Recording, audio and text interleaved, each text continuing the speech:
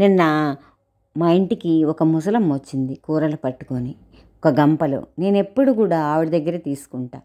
అలా చిన్న చిన్న వ్యాపారస్తులను ప్రోత్సహిస్తుంటే మంచిగా అనిపిస్తుంది నాకు. ఆవిడ దగ్గర లేతగా ఉన్నటువంటి బీరకాయలు తీసుకున్నా. చాలా బాగున్నాయి, అసలు గింజ కూడా పట్టలేదు. వాటితో రెసిపీ చేసి మీకు షేర్ చేస్తున్నాను. సూపర్గా ఉన్నాయి బీరకాయలు అయితే. ముందుగా బీరకాయల్ని శుభ్రంగా చెక్కంతా తీసేసి మధ్యగా కట్ చేసి మీడియం సైజ్ ముక్కలుగా కట్ చేసి ఒక ప్లేట్లో పక్కన పెట్టుకోండి ఈ విధంగా.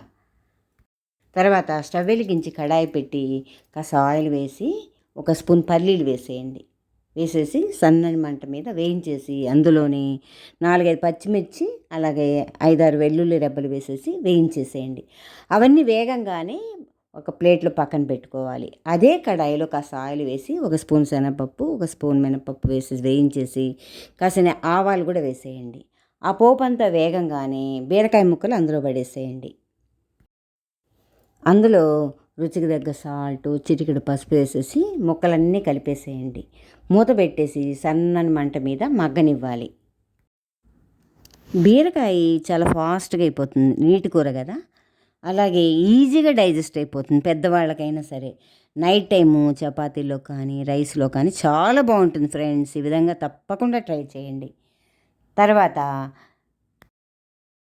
వేయించి పెట్టుకున్నటువంటి పల్లీలు పచ్చిమిర్చి ఉన్నాయి కదా, అవన్నీ మిక్సీలో వేసేసి కొంచెం కొత్తిమీర, ఒక స్పూను జీలకర్ర వేసేసి కచ్చా పచ్చాగా గ్రైండ్ చేసి పక్కన పెట్టుకోవాలి.